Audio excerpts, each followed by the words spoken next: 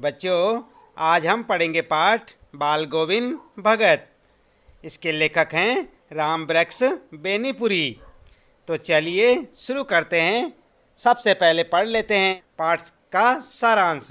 तो बच्चों, आप देख रहे हैं ना यहाँ पर, यह है पाठ का सारांश। पाठ का नाम है बाल गोविंद भगत। आप ध्यानपूर्वक सुने और चाहें तो अपनी नोटबुक में नोट भी कर लें ताकि आपको अच्छे से याद भी हो जाए। तो यहाँ पर कहा गया है कि बाल गोविंद भगत मझोले कद के गोरे चिट्टे आदमी थे। उनकी उम्र 60 वर्ष से ऊपर थी और बाल पक गए थे। वे लंबी दाढ़ी नहीं रखते थे और कपड़े बिल्कुल कम पहनते थे। कमर में लंगोटी पहनते और सिर पर कबीर पंथियों की सी कनफटी टोपी। सर्दियों में ऊपर से कंबल ओढ़ लेते। वे गृहस्थ होते हुए भी सही मायनों में साधु थे। माथे पर रामानंदी चंदन का टीका और गले में तुलसी की जड़ों की बेडोल माला पहनते रहते। उनका एक बेटा और पतोहू था। वे कबीर को साहब मानते थे, किसी दूसरे की चीज़ नहीं छूते और ना बिना वजह झगड़ा करते। उनके पास खेती बाड़ी थी तथा साफ सुथरा मकान था। खेती से जो भी उपज होती उसे पहले सिर पर लाद कर कबीरपंथी मठ ले जाते और प्रसाद स्वरूप जो भी मिलता उसी से गुजर बसर करते थे। वे कबीर के पद का बहुत मधुर गायन करते। आषाढ़ के दिनों में जब समूचा गांव खेतों में काम कर रहा होता तब बाल गोविंद पूरा शरीर कीचड़ में लपेटे खेत में रोपनी करते हुए अपने मधुर गानों को गाते। भादों की अंधियारी में उनकी खंजरी बजती थी। जब सारा संसार सोया होता तब उनका संगीत जागता था। कार्तिक मास में उनकी प्रभातियाँ शुरू हो जाती। वे अहले सुबह नदी स्नान को जाते और लौटकर पोखर के ऊंचे भिंडे पर अपनी खंजरी लेकर बैठ जाते और अपना गाना शुरू कर देते। गर्मियों में अपने घर के आंगन में आसन जमा बैठते। उनकी संगीत साधना का चरमोत्कर्ष तब देखा गया जिस दिन उनका इकलौता बेटा मरा। बड़े शौक से उन्होंने अपने बेटे की शादी करवाई थी। बहू भी बड़ी सुशील थी। उन्होंने मरे हुए बेटे को आंगन में चटाई पर लिटाकर एक सफ़ेद कपड़े से ढक रखा था और उस पर कुछ फूल बिखरा पड़ा था। सामने बाल गोविंद जमीन पर आसन जमाए गीत गाए जा रहे थे और बहू को रोने के बजाय उत्सव मनाने को कह रहे थे, क्योंकि उनके अनुसार आत्मा परमात्मा के पास चली गई है। वे आनंद की बात है, ये आनंद की बात है। उन्होंने बेटे की चिता को आग भी बहू से दिलवाई। जैसे ही श्राद्ध की अवधि पूरी हुई, बहू के भाई को बुलाकर उसके दूसरा विवाह करने को आदेश दिया। बहू जाना नहीं चाहती थी, साथ रह उनकी सेवा करना चाहती थी, परंतु बाल गोविंद के आगे उनकी एक न चली। उन्होंने दलील, अगर वो नहीं गई तो वे घर छोड़कर चले जाएंगे। इस प्रकार से उन्होंने दलील की कि अगर वे यानी कि उनकी बहू नहीं जाएगी तो वे घर छोड़कर चले जाएंगे। बाल गोविंद भगत की मृत्यु भी उनके अनुरूप हुई। वे हर वर्ष गंगा स्नान को जाते। गंगा 30 कोस दूर पड़ती थी, फिर भी वे पैदल ही जाते। घर से खाकर निकलते और वापस आकर खाते थे। बाकी दिन उपवास पर यानी कि व्रत रखते थे। किंतु अब उनका शरीर बूढ़ा हो चुका था। इस बार लौटे तो तबीयत खराब हो चुकी थी, किंतु वे नियम व्रत छोड़ने वाले न थे। वही पुरानी दिनचर्या शुरू कर दी। लोगों ने मना किया परंतु वे टस से मस न हुए। एक दिन संध्या में गाना गाया परंतु भोर में किसी ने गीत नहीं सुना। जाकर देखा तो पता चला बाल गोविंद भगत नहीं रहे। और आइए इसके बाद जान लेते हैं पाठ से संबंधित प्रश्नों के उत्तर भी। तो बच्चों, आइए देखते हैं यहाँ पर बाल गोविंद भगत पाठ के प्रश्न उत्तर। पहला प्रश्न आप यहाँ पर देख सकते हैं। खेती बाड़ी से जुड़े गृहस्थ बाल गोविंद भगत अपनी किन चारित्रिक विशेषताओं के कारण साधु कहलाते थे। तो आपका उत्तर क्या होगा? आपका उत्तर होगा बाल गोविंद भगत एक गृहस्थ थे, परंतु उनमें साधु कहलाने वाले गुण भी थे। यहाँ पर जो है क्रम से आप लिख सकते हैं। वे कबीर के आदर्शों पर चलते थे, उन्हीं के गीत गाते थे। वे शरीर को नश्वर और आत्मा को परमात्मा का अंश मानते थे। नंबर 2, वे कभी झूठ नहीं बोलते थे, खरा व्यवहार रखते थे। नंबर 3, किसी से भी सीधी बात करने में संकोच नहीं करते थे, ना किसी से झगड़ा करते थे। और नंबर 4, किसी की चीज़ न छूते थे, न ही बिना पूछे व्यवहार में लाते थे। वे किसी दूसरे की चीज़ नहीं लेते थे। उनके खेत में जो कुछ पैदा होता, सबसे पहले उसे एक कबीरपंथी मठ ले जाते और उसमें से जो हिस्सा प्रसाद रूप में वापस मिलता, वे उसी से गुजारा करते। और नंबर 6 होगा आपके लिए, उनमें लालच बिल्कुल भी नहीं था। इस प्रकार उन्होंने अपना सब कुछ ईश्वर को समर्पित कर दिया था। इस प्रकार से आप पहले प्रश्न का उत्तर लिखेंगे। आइए देखते हैं यहाँ पर दूसरे प्रश्न में क्या पूछा गया है और उसका उत्तर। तो आप देख रहे हैं यहाँ पर बच्चों, भगत की पुत्र वधू उन्हें अकेले क्यों नहीं छोड़ना चाहती थी? तो आपका उत्तर होगा भगत की पुत्र वधू उन्हें अकेले छोड़कर इसलिए नहीं जाना चाहती थी क्योंकि पुत्र की मृत्यु के बाद भगत के बुढ़ापे का एकमात्र सहारा वही थी। पुत्र वधू को इस बात की चिंता थी कि यदि वह भी चली गई तो भगत के लिए भोजन कौन बनाएगा। यदि भगत बीमार हो गए तो उनकी सेवा शुश्रूषा कौन करेगा। उसके चले जाने के बाद भगत की देखभाल करने वाला और कोई नहीं था। इस प्रकार आप उत्तर लिखेंगे। और तीसरा प्रश्न आपके लिए, भगत ने अपने बेटे की मृत्यु पर अपनी भावनाएं किस तरह व्यक्त की? तो उत्तर होगा बेटे की मृत्यु पर भगत ने पुत्र के शरीर को एक चटाई पर लिटा दिया, उसे सफ़ेद चादर से ढक दिया और कबीर के भक्ति गीत गाकर वे अपनी भावनाएं व्यक्त करने लगे। उनके अनुसार उसकी आत्मा परमात्मा के पास ऐसे चली गई मानो कोई बिरहिन अपने प्रेमी से मिलने जा रही हो। उन दोनों के मिलन से बड़ा आनंद और कुछ नहीं हो सकता। इस प्रकार भगत ने शरीर की नश्वरता और आत्मा की अमरता का भाव व्यक्त किया। इसके बाद नंबर 4 प्रश्न आपके लिए, भगत के व्यक्तित्व और उनकी वेशभूषा का अपने शब्दों में चित्र प्रस्तुत कीजिए। तो आपका उत्तर क्या होगा? बाल गोविंद भगत का व्यक्तित्व। इस प्रकार से आप लिखेंगे, भगत जी गृहस्थ होते हुए भी सीधे साधे सरल व्यक्ति थे। उनका आचार व्यवहार इतना पवित्र और आदर्शपूर्ण था कि वे गृहस्थ होते हुए भी वास्तव में मन से सन्यासी थे। वे अपने किसी काम के लिए दूसरों को कष्ट नहीं देना चाहते थे। बिना अनुमति के किसी की वस्तु को हाथ नहीं लगाते थे। वे कभी झूठ नहीं बोलते थे और खरा व्यवहार करते थे। कबीर के आदर्शों का पालन करते थे। वे अलौकिक गायक थे।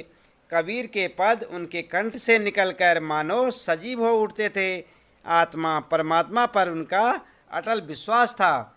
भगत जी के वैराग्य और निस्वार्थ व्यक्तित्व का परिचय इस बात से भी मिलता है कि अपने बेटे के श्राद्ध की अवधि पूरी होते ही अपने पुत्र वधू को उसके पिता के घर भेज दिया और उसका दूसरा विवाह करने का भी आदेश दिया।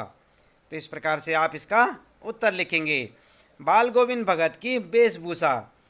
आइए जानते हैं यहाँ पर कि बाल गोविंद भगत की वेशभूषा किस प्रकार थी। तो बाल गोविंद भगत मझोले कद के गोरे चिट्टे आदमी थे। उम्र 60 से ऊपर रही होगी।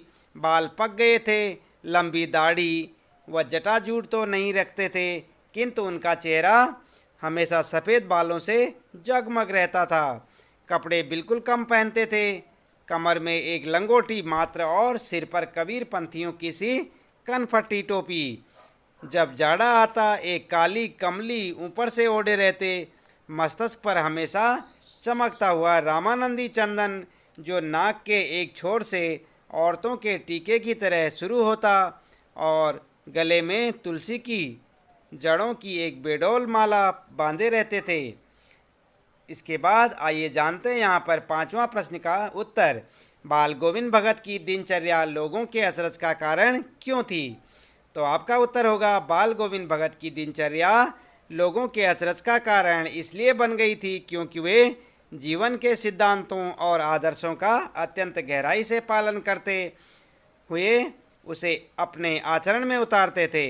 वृद्ध होते हुए भी उनकी स्फूर्ति में कोई कमी नहीं थी। सर्दी के मौसम में भरे बादलों वाले भादों की आधी रात में वे भोर में सबसे पहले उठकर गांव से 2 मील दूर बहती गंगा में स्नान करने जाते थे। खेत में अकेले खेती करते हुए कबीर के गीतों में तल्लीन रहते थे और विपरीत परिस्थिति होने के बाद भी उनकी दिनचर्या में कभी कोई परिवर्तन नहीं आया। एक वृद्ध की अपने कार्य के प्रति सजगता और लगाव देखकर लोग दंग रह जाते थे। इसके बाद छठा प्रश्न आप देखें यहाँ पर पाठ से। आप देख रहे हैं ना यहाँ पर पाठ के आधार पर बाल गोविंद भगत के मधुर गायन की विशेषताएं लिखिए। तो उत्तर होगा बाल गोविंद भगत के गीतों में एक विशेष प्रकार का आकर्षण था। कबीर के पद उनके कंठ से निकलकर सजीव हो उठते थे। खेतों में जब वे गाना गाते तो स्त्रियों के होंठ बिना गुनगुनाए नहीं रह पाते थे। गर्मियों की शाम में उनके गीत वातावरण में शीतलता भर देते थे। उनके गीतों में जादुई प्रभाव था। संध्या समय जब वे अपनी मंडली समेत गाने बैठते तो उनके द्वारा गाए पदों को उनकी मंडली दोहराया करती थी। भगत के स्वर के आरोह के साथ श्रोताओं का मन भी ऊपर उठता चला जाता और लोग अपने तन मन की सुध-बुध खोकर संगीत की स्वर लहरी में तल्लीन हो जाते थे। इसके बाद अगला प्रश्न आपका सातवां। कुछ मार्मिक प्रसंगों के आधार पर यह दिखाई देता है कि बाल गोविंद भगत प्रचलित सामाजिक मान्यताओं को नहीं मानते थे। पाठ के आधार पर उन प्रसंगों का उल्लेख कीजिए। तो आपका उत्तर होगा बाल गोविंद भगत सामाजिक मान्यताओं को नहीं मानते थे। ये बातें निम्न उदाहरणों से पता चलती हैं। नंबर 1, बाल गोविंद भगत के पुत्र की मृत्यु हो गई थी किंतु उन्होंने सामाजिक परंपराओं के अनुरूप अपने पुत्र का क्रियाक्रम नहीं किया। नंबर 2, बेटे की मृत्यु के समय सामान्य लोगों की तरह शोक करने की बजाय भगत ने उसकी सैया के समक्ष गीत गाकर उत्सव मनाया। नंबर 3, बेटे के क्रियाक्रम में भी उन्होंने सामाजिक रीति रिवाज की परवाह न करते हुए अपनी पुत्र वधू से ही दाह संस्कार संपन्न करवाया। और नंबर 4, समाज में विधवा विवाह का प्रचलन न होने के बावजूद उन्होंने अपनी पुत्र वधू के भाई को बुलाकर उसकी दूसरी शादी करने को कहा। और नंबर 5, अन्य साधुओं की तरह भिक्षा मांगकर खाने के विरोधी थे। तो इसके बाद अगला प्रश्न है आपका, धान की रोपाई के समय समूचे माहौल को भगत की स्वर लहरियाँ किस तरह चमत्कृत कर देती थी, उस माहौल का शब्द चित्र प्रस्तुत कीजिए। तो आपका उत्तर होगा आषाढ़ की रिमझिम फुहारों के बीच खेतों में धान की रोपाई चल रही थी। बादलों से घिरे आसमान में ठंडी हवाओं के चलने के साथ साथ बाल गोविंद भगत के कंठ से निकला मधुर संगीत वहाँ खेतों में काम कर रहे लोगों के मन में मधुर झंकार उत्पन्न कर देता था। स्वर के आरोह के साथ एक एक शब्द जैसे स्वर्ग की ओर भेजा जा रहा हो। उनकी मधुर वाणी को सुनते ही लोग झूमने लगते थे। स्त्रियां स्वयं को रोक नहीं पाती थी तथा अपने आप उनके होंठ कांपकर गुनगुनाने लगते थे। हलवाहूं के पैर गीत की ताल के साथ उठने लगते थे। रोपाई करने वाले लोगों की उंगलियां गीत की स्वर लहरी के अनुरूप एक विशेष क्रम से चलने लगती थी। बाल गोविंद भगत के गाने से संपूर्ण सृष्टि मिठास में खो जाती थी। आप इस प्रकार से 8वें प्रश्न का उत्तर लिख सकते हैं। इसके बाद आइए बात करते हैं रचना और अभिव्यक्ति की। तो यहाँ पर बच्चों आप ध्यान दें, 9वां प्रश्न है, पाठ के आधार पर बताएं कि बाल गोविंद भगत की कबीर पर श्रद्धा किन किन रूपों में प्रकट हुई है। तो आपका उत्तर होगा बाल गोविंद भगत ने कबीर की शिक्षाओं का पालन करते हुए अपनी श्रद्धा इस प्रकार प्रकट की है। नंबर 1, कबीर ग्रस्त होकर भी सांसारिक मोह माया से मुक्त थे। उसी प्रकार बाल गोविंद भगत ने भी गृहस्थ जीवन में बंधकर भी साधु के समान जीवन व्यतीत किया। नंबर 2, कबीर के अनुसार मृत्यु के पश्चात जीवात्मा का परमात्मा से मिलन होता है। बेटे की मृत्यु के बाद बाल गोविंद भगत ने भी यही कहा था। उन्होंने बेटे की मृत्यु पर शोक मनाने की बजाय आनंद मनाने के लिए कहा था। नंबर 3, भगत जी ने अपनी फसलों को भी ईश्वर की संपत्ति माना। वे फसलों को कबीर मठ में अर्पित करके प्रसाद रूप में अनाज का ही उपयोग करते थे। कबीर के विचार भी कुछ इस प्रकार के ही थे। साईं इतना दीजिए जामे कुटुम समाए, मैं भी भूखा ना रहूं साधु न भूखा जाए। इसके बाद चौथा जो होगा आपका पॉइंट, पहनावे में भी वे कबीर का अनुसरण करते थे। और पांचवा, कबीर गांव-गांव गली-गली घूमकर गाना गाते थे, भजन गाते थे। बाल गोविंद भगत भी इससे प्रभावित हुए, कबीर के पदों को वे गाते फिरते थे। छठवां होगा, बाल गोविंद भगत प्रचलित सामाजिक मान्यताओं को कबीर की तरह ही नहीं मानते थे। इसके बाद आइए देखते हैं यहाँ पर 10वां प्रश्न, आपकी दृष्टि में भगत की कबीर पर अगाध श्रद्धा के क्या कारण रहे होंगे? तो आपका उत्तर होगा, बाल गोविंद भगत कबीर पर अगाध श्रद्धा रखते थे, क्योंकि कबीर ने सामाजिक कुप्रथाओं का विरोध कर समाज को एक नई दृष्टि प्रदान की। उन्होंने मूर्ति पूजा का खंडन किया और समाज में व्याप्त ऊंच नीच के भेदभाव का विरोध कर समाज को एक नई दिशा की ओर अग्रसर किया। उन्हें कबीर के विचारों और आडंबर रहित सादे जीवन में सच्चाई नजर आई होगी। यही सच्चाई उनके हृदय में बैठ गई होगी। कबीर की इन्हीं विशेषताओं ने बाल गोविंद भगत के मन को प्रभावित किया होगा। इसके बाद आइए बच्चों जानते हैं यहाँ पर प्रश्न नंबर 11वां, गांव का सामाजिक सांस्कृतिक परिवेश आषाढ़ चढ़ते ही उल्लास से क्यों भर जाता है? तो आपका उत्तर यहाँ पर क्या होगा? आपका उत्तर होगा, भारत कृषि प्रधान देश है। यहाँ के गांव कृषि पर आधारित हैं। वर्षा भी आषाढ़ मास में शुरू हो जाती है। आषाढ़ की रिमझिम बारिश में भगत जी अपने मधुर गीतों को गुनगुनाकर खेती करते हैं। उनके इन गीतों के प्रभाव से संपूर्ण सृष्टि रम जाती है। स्त्रियां भी इससे प्रभावित होकर गाने लगती हैं। बच्चे भी वर्षा का आनंद लेते हैं। किसान भी अच्छी फसल की आशा में हर्ष से भर उठते हैं। इसलिए गांव का परिवेश उल्लास से भर जाता है।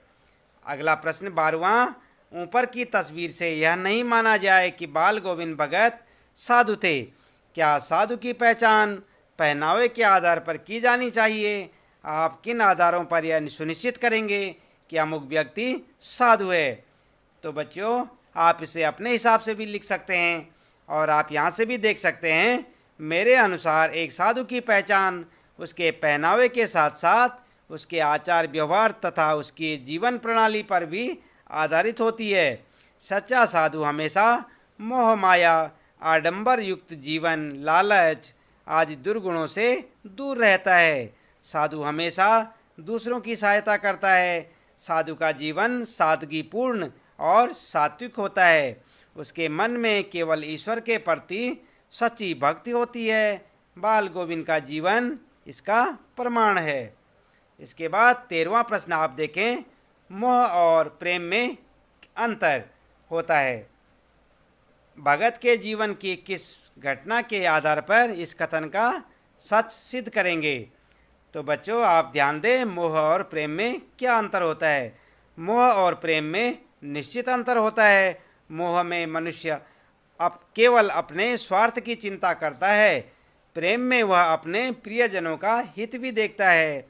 भगत को अपने पुत्र और अपनी पुत्र वधू से अगाध प्रेम था, परंतु उसके इस प्रेम ने सीमा को पार कर कभी मोह का रूप धारण नहीं किया। दूसरी तरफ वह चाहते तो मोहवश अपनी पुत्र वधू को अपने पास रोक सकते थे, परंतु उन्होंने अपनी पुत्र वधू को जबरदस्ती उसके भाई के साथ भेजकर उसके दूसरे विवाह का निर्णय किया। इस घटना द्वारा उनका प्रेम प्रकट होता है। बाल गोविंद भगत ने सच्चे प्रेम का परिचय देकर अपने पुत्र और पुत्र वधू की खुशी को ही उचित माना। इसके बाद आइए जानते हैं यहाँ पर भाषा अध्ययन में 14वां प्रश्न। इस पाठ में आए कोई 10 क्रिया विशेषण छांट कर लिखिए और उसके भेद भी बताइए। तो उत्तर होगा आपका, जैसे यहाँ पर आप देख सकते हैं, धीरे धीरे।